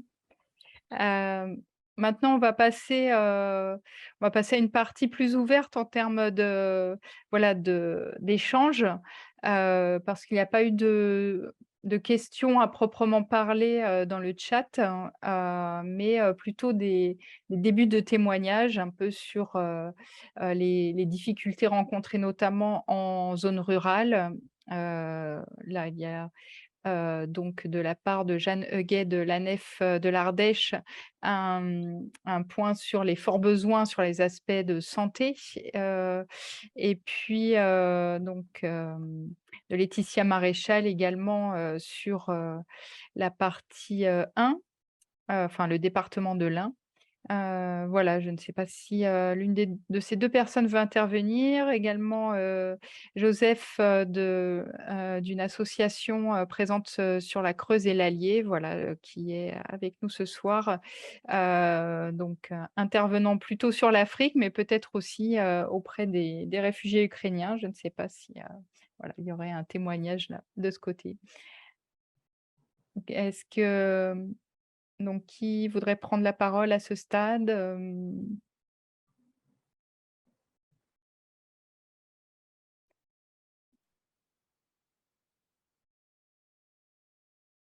Alors, j'ai l'impression que Joseph, vous cherchez je vais réactiver votre micro, voilà. Attendez. Voilà. Voilà. Donc là, vous m'attendez maintenant? Oui, tout à fait. Donc, effectivement, je suis le président fondateur de l'ONG humanitaire Quelque chose plus, dont le siège social maintenant se trouve à Mazera, donc dans l'Allier. Et nous avons fait une collaboration entre notre structure qui a un but vraiment humanitaire, notamment concernant la pauvreté en Afrique, et sur ce qui est le management de l'auto-entrepreneur là-bas. Donc, ce que nous avons fait une coopération avec une association d'entraide socioculturelle et professionnelle, comme elle s'appelle, c'est-à-dire l'AESP, qui se trouve dans la Creuse, à Chambon-sur-Ouette, donc à 35 km de chez nous, quoi. Voilà. Et une association de Saint-Malo, l'association Les Aidants. Alors, c'est pas moi qui pilote la famille qu'on a pris en charge. C'est donc le président de l'association Entraide et socio-éducatif professionnel. Et tout ce qui est à partie, disons, sociale et d'insertion est pris aussi également par l'association des aidants. Moi, mon but a été principalement de former le chef de famille pour qui puisse s'intégrer complètement en France dans le cadre de l'auto-entrepreneuriat. Donc, on a fait des stages, dans le bâtiment. Donc, actuellement, en groupement, on arrive à occuper cette personne pour l'apprendre un métier. Et la problématique qu'on a eue aussi, c'est de pouvoir l'insérer officiellement en France. Et donc, par l'intermédiaire de notre réseau, on a réussi à que cette personne puisse effectivement être reconnue comme immigrée. Et donc, comme immigrée, pas de problème. Maintenant, elle a son certificat de demandeur d'asile que j'ai sous les yeux, là. Donc, ça Parce que du demande. coup, il ne s'agissait pas de quelqu'un d'origine ukrainienne alors, si je comprends C'est bien? une personne qui était ukrainienne. Elle est Ah d'accord. ukrainienne. Elle est ukrainienne, c'est une famille ukrainienne qui était. Qui est venue Pardon, j'ai dû, suite par Voilà. cette guerre.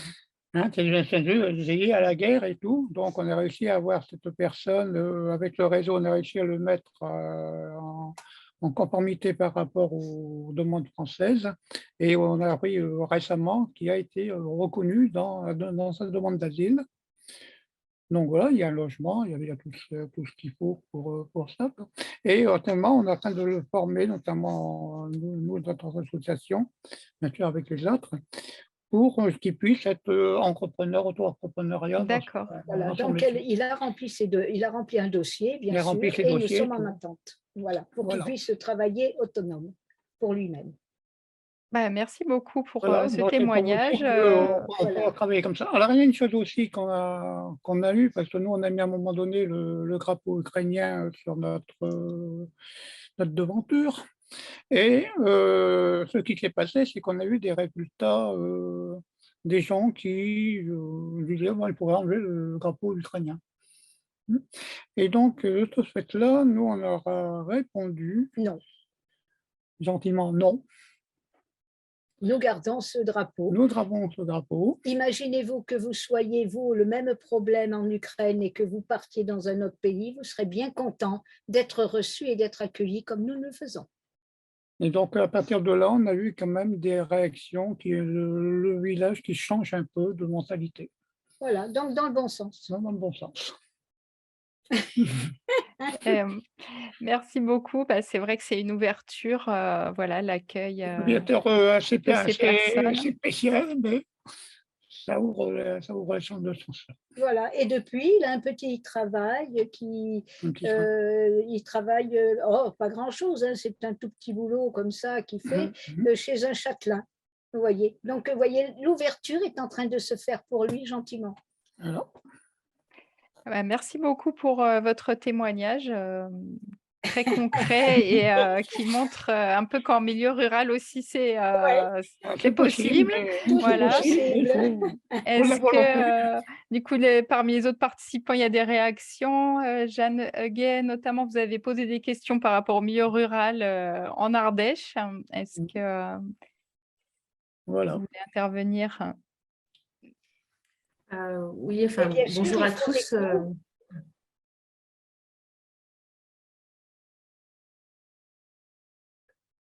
C'est bon? Oui, Jeanne. Bonjour Oui. à tous. Du coup, ben, oui, on porte, nous, voilà, on a été désignés par la préfecture pour porter l'accueil et l'accompagnement des familles ukrainiennes. Donc, c'est vrai qu'en fait, on se retrouve dans beaucoup de choses qui a été décrit jusqu'à présent.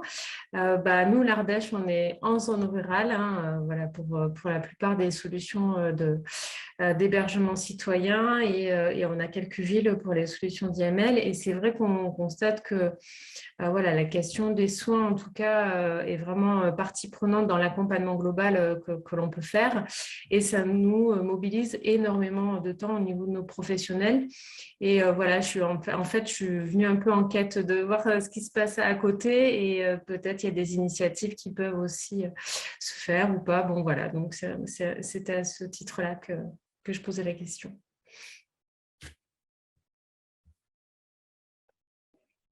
D'accord, merci. Ça pose la question aussi du fait qu'il n'y a pas vraiment de structure, enfin, au fait de possibilités d'échange entre les structures désignées par les différentes préfectures. Si je comprends bien, il n'y a pas vraiment de réseau qui se soit mis en place. Est-ce que c'est quelque chose qui serait intéressant, que vous avez besoin d'échanger ensemble, voilà, sur Oui, c'est vrai que quand j'ai vu votre invitation, en fait, moi, je l'ai surtout pris à ce titre-là, parce que on est tellement noyé par une masse de missions. Enfin, on gère beaucoup d'urgences. Enfin, tout le monde va se reconnaître dessus.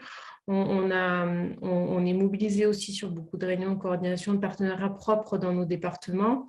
Nous, on a le Rhône, hein, qui nous sépare de la Drôme, et en fait, voilà, on n'arrive pas à se voir avec l'autre association qui est le Diaconat protestant.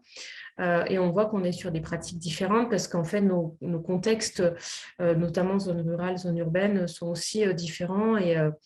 Et puis, les modalités de partenariat aussi sont différentes d'un département à l'autre. Donc, on vient un peu comme illustre Pierre Valdo, hein, ils ont fait une réponse un peu propre sur chaque département, voilà, liée à la spécificité de chacun. Mais de temps en temps, voilà, avoir un temps d'échange, moi, ça me permet aussi d'apporter une réflexion et aussi d'avoir des éléments de discussion sur la suite, parce que c'est une mission qui dure finalement plus, voilà, qui dure dans le temps et qu'il va falloir un peu plus étayer, un peu plus construire. Nous, sur l'Ardèche, tout était renvoyé sur la nef. Et à un moment, on ne peut pas tenir comme ça dans le temps. On peut gérer une phase d'urgence, mais il va falloir étayer des dispositifs qui durent un peu plus dans le temps et que le droit commun aussi se saisisse un peu de l'accompagnement des familles ukrainiennes. Et voilà, là, on constate plutôt un désengagement net, parce que tout le monde est très tiraillé dans son quotidien, hein, déjà sur les publics classiques. Donc, quand on est sur la concurrence du public, c'est nos discours du quotidien. Et voilà, c'est assez riche de pouvoir partager avec d'autres acteurs qui ont quand même des missions similaires. Et des fois, il y a des partenariats, enfin, des choses qu'on peut se mettre en place et qui peuvent venir, nous, en tout cas, nous aider dans cette réflexion-là. Très bien, merci Jeanne. Est-ce qu'il y a d'autres réactions, d'autres témoignages? Oui, je vois Isabelle de Vaugneray Accueil. Je vous laisse la parole. Oui, merci. Je voudrais vraiment souligner l'importance justement de travailler entre associations en réseau. Et grâce à la CLAM, et je remercie vraiment Sol et toute l'équipe de la CLAM, parce que vraiment, on a un moyen justement d'obtenir des renseignements très rapidement, d'échanger beaucoup, de faire le point de temps en temps. Et entre associations, ne serait-ce que dans l'ouest de Lyon où se trouve Vaugneray, nous sommes 7 ou 8 associations et qui communiquons très facilement, et grâce à des groupements d'associations comme la CLAM, nous avons vraiment tout de suite des réponses. On trouve toujours des réponses entre nous parce qu'on a des expériences très différentes, mais complémentaires. Et il y a toujours quelqu'un pour nous donner un tuyau sans avoir à passer par d'autres grosses entreprises comme la CIMAD ou autres, sans embêter non plus des gens qui sont tout le temps sollicités. Voilà, donc je tiens à le souligner et à remercier la CLAM qui nous aide beaucoup, tant financièrement qu'au point humain et pour nos accompagnements. Merci. Merci beaucoup. Est-ce qu'il y a d'autres contributions? Oui, Voilà, je veux bien. oui. Voilà, donc nous, c'est un peu particulier. Je fais partie d'un collectif qui s'est créé au mois de mars-avril, sur la commune d'Oulin, qui s'est créé spontanément pour aider les familles ukrainiennes qui arrivaient sur Oulin et un petit peu autour. Donc, on a pris contact aussi avec la CLAM pour nous aider. Donc, la question que j'ai, c'est à propos du logement et de l'hébergement. On voit qu'il y a des gens des familles ukrainiennes ou des personnes qui commencent à chercher à être logées de façon autonome en regardant dans je sais pas comment on dit, dans le parc immobilier classique. Mais donc sur Lyon, c'est très cher déjà, donc c'est pas dans leur prix. Et puis, en plus, il faut des garanties, j'imagine, qui sont difficiles à obtenir auprès des hébergeurs potentiels. Donc, ma question, il y avait plusieurs questions. Donc, est-ce qu'il existe des moyens pour leur proposer des garanties, pour qu'ils puissent avoir des garanties auprès des hébergeurs? Et puis, une autre question, c'est par rapport à Isabelle Mestre. On s'est dit, à Lyon, c'est saturé, c'est très cher, mais si on va du côté de Saint-Étienne, dans la vallée du Gier, etc., il y a probablement des possibilités. Et est-ce qu'il y a moyen à ce moment-là de contacter, je veux dire, s'il y a des gens à qui, des familles ou des personnes à qui on proposerait qui seraient d'accord, de pouvoir solliciter à ce moment-là l'entraide de Pierre Valdo, enfin pour les renvoyer, pour avoir des informations sur comment se loger du côté de Saint-Étienne ou dans la vallée du Gier. Enfin, voilà.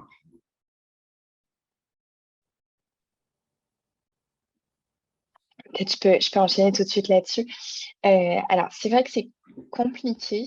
Ça commence à devenir compliqué même dans les départements détendus. C'est une des premières choses à dire. Et surtout, ce qui est compliqué, c'est qu'on a des listes d'attente déjà de personnes qui sont déjà dans la Loire. Donc, c'est vrai que l'accès pour des personnes qui sont pour l'instant, on va dire, dans d'autres départements, on va dire le transfert des départements à d'autres est parfois un petit peu compliqué. Après, en fait, c'est là aussi où on va dire qu'il y a une difficulté, puisque les situations pour l'instant qui sont prioritaires, c'est les personnes qui sont en hébergement d'urgence. La priorité sur l'accès à l'intermédiation locative. Dans un premier temps, ça a été les hébergements citoyens qui étaient le plus en difficulté. Et dans un deuxième temps, c'est vraiment les personnes qui sont toujours en hébergement d'urgence. Maintenant, les personnes peuvent toujours essayer de venir de prendre un rendez-vous, et ça, je pourrais le renvoyer via Jocelyne, que ça apparaisse peut-être dans le PowerPoint, le numéro de la plateforme d'accueil de Saint-Étienne, où les personnes peuvent demander un rendez-vous. Mais ce qui va être compliqué, c'est que, voilà, je vous dis, pour l'instant, c'est les personnes qui sont domiciliées dans la Loire qui sont prioritaires sur le dispositif Loire. En fait, à chaque fois, c'est vraiment les services de l'État qui nous ont demandé à chaque fois d'être, on va dire, d'avoir cette vigilance-là. On a eu effectivement des sollicitations, mais d'autres départements, notamment le Rhône. Mais à chaque fois, ce qu'on leur dit, c'est qu'il faut effectivement qu'ils se tournent d'abord vers donc là, sûrement sur le complément, je laisserai Juliette en dire un peu plus, mais qui se tournent d'abord vers le référent Rhône, et que par contre, si effectivement ils trouvent une solution d'hébergement temporaire sur la Loire, qu'ensuite ils peuvent intégrer des dispositifs Loire. Oui, du coup, je vais peut-être compléter. Déjà aussi sur votre première question, en fait, pour les garanties, en fait, les déplacés d'Ukraine ont le droit à la garantie Visale. Du coup, qui est un garant de l'État. Donc, c'est souvent ouvert aux étudiants et aux personnes en France qui n'ont pas de garant. Mais du coup, ça a été ouvert aussi pour les personnes venant d'Ukraine. Par contre, il me semble qu'il faut au moins qu'elles aient quand même une promesse d'embauche de 1 mois. Mais une promesse d'embauche de 1 mois, ça va, pour pouvoir bénéficier d'une garantie Visale.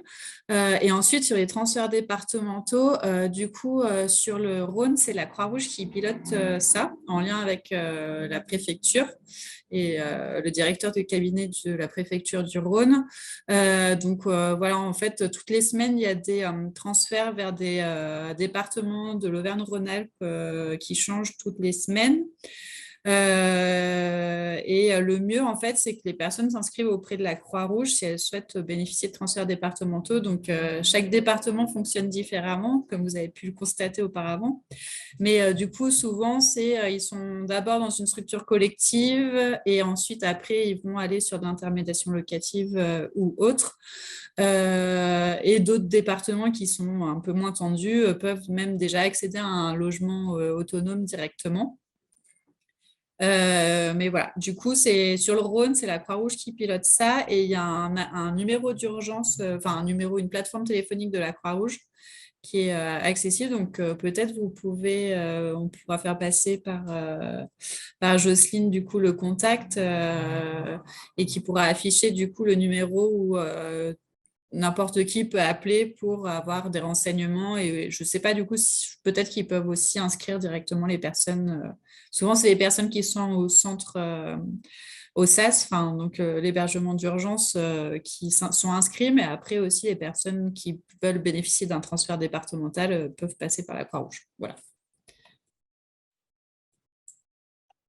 Merci. Ce que je ferai, c'est que à l'issue là du webinaire qui est enregistré, on va faire le replay, on va le mettre un petit peu en forme, on va le mettre sur le site. Mais là, étant donné que j'ai tous vos mails, puisque vous êtes inscrits au webinaire, je pourrais vous envoyer déjà les PowerPoint et donc les informations complémentaires qui sont données là par Juliette, Isabelle et Sol. Et de cette façon-là, voilà, pour que vous les ayez assez rapidement à disposition.